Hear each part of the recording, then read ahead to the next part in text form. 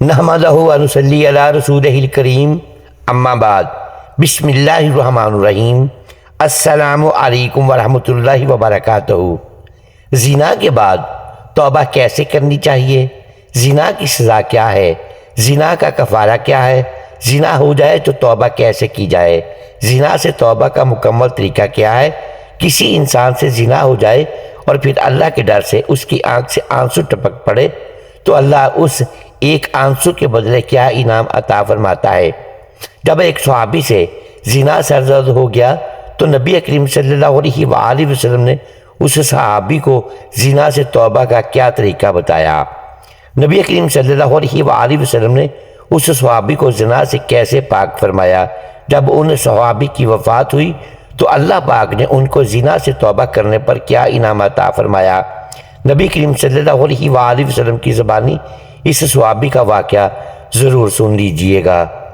محترم ناظرین، گناہ چاہے کوئی بھی ہو، ہر گناہ سے توبہ کرنی چاہیے، کیونکہ یہ گناہ اللہ جل شانہ کی ناراضگی کا سبب بنتی ہیں۔ زنا جیسے بڑے گناہ کبیرہ کو بھی چھوڑ دینا چاہیے۔ جانے یا انجانے میں زنا ہو بھی جائے تو اللہ سے معافی تلافی کر لینی چاہیے۔ قرآن پاک میں جو واقعات بیان کیے گئے ہیں یہ ہماری ہدایت کے لیے بیان کیے گئے ہیں تاکہ ہم ان واقعات سے سبق حاصل کریں۔ علماء کرام فرماتے ہیں جب زلیخا نے حضرت یوسف علیہ السلام کو کمرے میں بند کر کے گناہ کی طرف بلایا تو پاس ایک بت پڑا تھا۔ اس نے اس بت کے اوپر کپڑا ڈال دیا اور کہا، یوسف اب تو کوئی بھی نہیں دیکھ رہا، اب تو آ جاؤ۔ تو حضرت یوسف علیہ السلام نے بڑا ایمان افروز جواب دیا، اے زلیخا، تو اپنے محبوب سے چھپ گئی اس کے اوپر کپڑا ڈال کر، لیکن یوسف کا رب یوسف کو ساتویں کوٹھڑی میں بھی دیکھ رہا ہے، جیسے دین کے اجالے میں دیکھتا ہے۔ کہا کہ مجھے اپنے رب سے حیا آتی ہے جو مجھے اس وقت دیکھ رہا ہے۔ محترم ناظرین، اگر کوئی شخص زنا کا عادی ہو تو اسے چاہیے کہ وہ فوراً اس گناہ کو چھوڑ دے، کیونکہ عین اس گناہ کی حالت میں ہمارا رب ہمیں دیکھ رہا ہوتا ہے اور ہم گناہ کے مرتکب ہو رہے ہوتے ہیں۔ اللہ کی حیا کی وجہ سے یہ گناہ چھوڑ دینا چاہیے۔ دوسری بات، توبہ اللہ جل شانہ کو کتنی پسند ہے۔ روایتوں میں آتا ہے کہ جب کوئی بندہ توبہ کرتا ہے تو اللہ تعالیٰ اتنے خوش ہوتے ہیں کہ فرمایا، لوگو کہ جیسے کسی ماں کا کوئی بچہ کھو جائے اور پھر وہ بچہ اس ماں کو مل جائے، اے لوگو وہ ماں کتنی خوش ہوتی ہے۔ ہمارا کریم رب اپنے بندے کی توبہ پر وہ ماں جیسا کھویا ہوا بچہ مل گیا تھا تو ہمارا رب اس ماں سے بھی زیادہ خوش ہوتا ہے۔ توبہ کرتے وقت اگر انسان کی آنکھوں سے آنسو بہہ جائیں تو یہ بڑے مقدروں اور نصیبوں والی بات ہے۔ بخاری شریف کی روایت ہے کہ نبی کریم صلی اللہ علیہ وآلہ وسلم نے فرمایا، اگر توبہ کرتے وقت انسان کی آنکھوں سے آنسو بہہ جائیں تو کریم رب اس بندے پر اپنی جہنم حرام کر دیتے ہیں۔ سبحان اللہ! وہ میرا کریم رب تو جانتا تھا کچھ لوگ ہمارے جیسے سخت دل ہوں گے جن کو رونا نہیں آئے گا۔ فرمایا کہ اگر انسان رونے والا منہ ہی بنا لے، اللہ جل شانہ اس بندے کے منہ بنانے پر اس پر جہنم کی آگ کو حرام فرما دیتی ہیں۔ سبحان اللہ! توبہ کس طرح کی جائے؟ توبہ کے لیے کیا الفاظ بولنے چاہیے؟ توبہ کا بڑا آسان طریقہ ہے، بس انسان بولے، اے اللہ میں شرمندہ ہوں، مجھ سے گناہ ہو گیا، اے کریم رب میں تیرا بندہ ہوں تو مجھے معاف فرما دے، اے اللہ پکا ارادہ کرتا ہوں آئندہ وہ گناہ کبھی بھی نہیں کروں گا۔ بس ہم نے اتنے ہی بولنے ہیں، گناہ سے توبہ کرنی ہے اور آئندہ پکی نیت کرنی ہے کہ یہ گناہ نہیں کروں گا۔ میرا رب اپنے بندے کے ان بولوں کے بولنے پر اس کے سالوں کے گناہوں کو معاف فرما دیتے ہیں۔ سبحان اللہ! صرف زنا ہی نہیں، کوئی بھی گناہ انسان سے ہو جائے تو اسے چاہیے کہ وہ توبہ میں جلدی کرے۔ پھر اگر بار بار گناہ ہو جائے تو بار بار توبہ میں جلدی کرے۔ موت تک توبہ کا دروازہ ہر انسان کے لیے کھلا ہے۔ ہر گناہ سے توبہ کرنے کے لیے یہی اصول ہے کہ انسان اپنی زبان سے بول کر کہہ دے اے میرے مالک مجھے معاف فرما دے اور میں آئندہ یہ گناہ نہیں کروں گا، بس اتنا کہنے پر اللہ جل شانہ اس کے تمام گناہوں کو معاف فرما لیں گے۔ محترم ناظرین، جب بندہ گناہ کرتا ہے تو رب العالمین بندے کو اپنی رحمت سے ڈھانپ لیتے ہیں۔ ہمیں اپنی زندگی کا معمول بنانا چاہیے کہ ہر رات سونے سے پہلے رونے والا منہ ہی بنا کر اپنے کریم رب کی بارگاہ میں اپنے گناہوں کو یاد کر کے توبہ کر کے سونا چاہیے۔ پتہ نہیں کل کا سورج نصیب ہوگا یا نا نصیب ہو۔ محترم ناظرین، ایک نوجوان صحابی جسے لوگ معاذ رضی اللہ تعالی عنہ کے نام سے جانتے تھے، ان کی شادی مدینہ منورہ میں ہوئی تھی۔ ایک دن شیطان نے ان کو پھسلایا، ان کو ایک انصار کی لونڈی پر مائل کر دیا اور راہ حق سے ہٹانے کی کوشش کی۔ معاذ رضی اللہ تعالی عنہ شیطان کے جال میں پھنسے اور اس لونڈی کو تنہائی میں لے گئے۔ اب یہ دونوں تھے اور تیسرا ان میں شیطان تھا۔ وہ برائی کو ان دونوں کے لیے نہایت خوبصورت اور پرکشش بنا کر پیش کر رہا تھا۔ وہ دونوں بہک گئے اور جوانی کی طغیانی کا شکار ہو گئے۔ جب معاذ رضی اللہ تعالی عنہ اپنے جرم سے فارغ ہوئے تو شیطان نے اس کا ساتھ چھوڑ دیا۔ اب وہ پھوٹ پھوٹ کر رونے لگے اور اپنے نفس کا محاسبہ کرنے لگے اور اپنے آپ کو ملامت کرنے لگے۔ گناہ کی آگ ان کے دل کو جلانے لگی۔ وہ بے قرار ہو کر روحانی طبیب صلی اللہ علیہ وآلہ وسلم کی خدمت میں آئے اور آپ صلی اللہ علیہ وآلہ وسلم کے سامنے کھڑے ہو گئے۔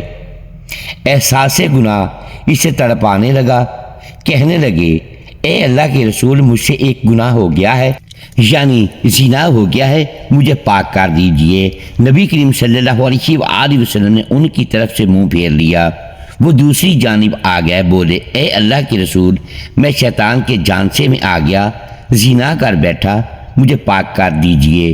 نبی کریم صلی اللہ علیہ وآلہ وسلم نے فرمایا تجھ پر افسوس ہے، واپس چلا جا اور اللہ تعالیٰ سے اپنے گناہ کی معافی مانگ اور توبہ کر لے۔ وہ تھوڑی دیر بعد پھر آ گیا۔ گناہ کی آگ نے اس کا آرام چھین لیا، وہ صبر نہ کر سکا۔ نبی کریم صلی اللہ علیہ وآلہ وسلم نے اس کے بارے میں حکم دیا کہ اسے یہاں سے نکال دو۔ اسے نکال دیا گیا۔ وہ چوتھی مرتبہ پھر چلا آیا۔ نبی کریم صلی اللہ علیہ وآلہ وسلم نے لوگوں سے پوچھا کیا دیوانہ ہے؟ لوگوں نے کہا اللہ کے رسول، ہم تو اس میں ایسا کوئی مرض نہیں پاتے۔ آپ نے فرمایا شاید اس نے شراب پی ہوئی ہے، اس لیے ایسی حرکتیں کر رہا ہے۔ ایک آدمی کھڑا ہوا، اس نے معاذ رضی اللہ تعالی عنہ کا منہ سونگھا، اسے شراب کی کوئی بو محسوس نہیں ہوئی۔ نبی کریم صلی اللہ علیہ وآلہ وسلم نے پوچھا تجھے پتہ ہے زنا کسے کہتے ہیں؟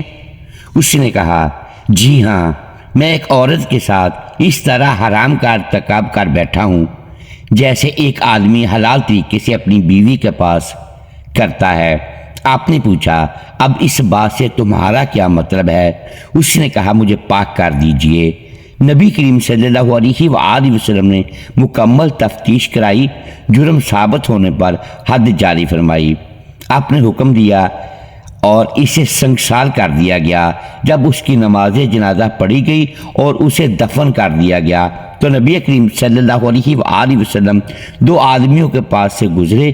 وہ آپس میں باتیں کر رہے تھے کہ دیکھو اس آدمی پر اللہ نے پردہ ڈالا تھا، لیکن اس نے اپنے آپ کو خود ہی ہلاکت میں ڈال لیا، حتیٰ کہ اسے پتھر مار مار کر یوں ہلاک کر دیا گیا جیسے کتے مار دیے جاتے ہیں۔ نبی کریم صلی اللہ علیہ وآلہ وسلم خاموش ہو گئے۔ پھر تھوڑا سا چلے، آگے ایک مردہ گدھا پڑا ہوا تھا، اسے دھوپ نے جلا دیا تھا اور وہ پھول گیا تھا۔ جب نبی کریم صلی اللہ علیہ وآلہ وسلم اس گدھے کو دیکھا تو پوچھا فلاں فلاں آدمی کدھر ہیں؟ محترم ناظرین، وہ دونوں بولے اللہ کے رسول ہم یہاں ہیں۔ آپ نے فرمایا اترو اور اس گدھے کا گوشت کھاؤ۔ وہ حیران ہو کر بولے اللہ کے نبی بھلا اسے کون کھا سکتا ہے؟ آپ نے فرمایا ابھی ابھی جو تم اپنے بھائی کی عزت پامال کر رہے تھے وہ اس گدھے کو کھانے سے بھی زیادہ بدتر ہے۔ معاذ رضی اللہ تعالی عنہ نے ایسی سچی توبہ کی ہے، اگر یہ توبہ امت کے مابین تقسیم کر دی جائے تو انہیں کافی ہو جائے گی۔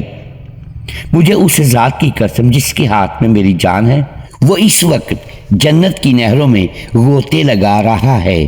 محترم ناظرین، ہم سب کو چاہیے کہ ہم اپنے گناہوں کو یاد کر کے اپنے کریم رب کی بارگاہ میں توبہ کرتے ہیں۔ ہر انسان اپنے گناہوں کو اچھی طرح جانتا ہے۔ اپنے دن اور رات کو یاد کرے، اپنی تنہائیوں کو یاد کرے تو انسان کے سامنے اس کا سارا ماضی آ جاتا ہے۔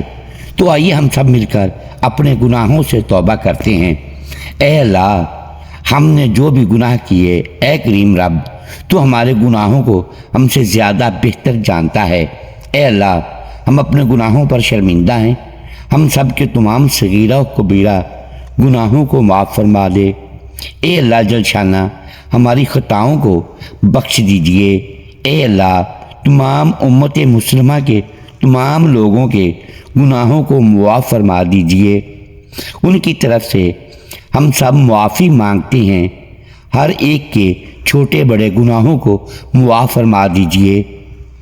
محترم ناظرین، اللہ جل شانہ معاف فرما دیجئے۔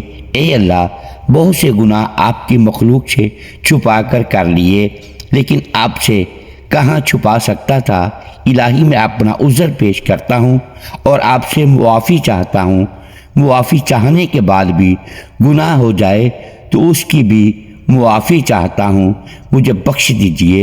اے اللہ، جس گناہ کی طرف میرے پیر چلے ہوں، میرے ہاتھ بڑے ہوں، میری نگاہوں نے ایسا ویسا دیکھا ہو، زبان سے گناہ ہوئے ہوں، آپ کا رزق بھیجا برباد کر دیا ہو، لیکن آپ نے باوجود اس کے اپنا رزق مجھ سے نہیں روکا اور عطا کیا، میں نے پھر اس عطا کو تیری نافرمانی میں لگایا، اس کے باوجود میں نے زیادہ رزق مانگا، آپ نے زیادہ دیا، میں نے گناہ علل اعلان کیا لیکن آپ نے رسوا نہ ہونے دیا، میں گناہ پر اصرار کرتا رہا، آپ برابر علم فرماتے رہے۔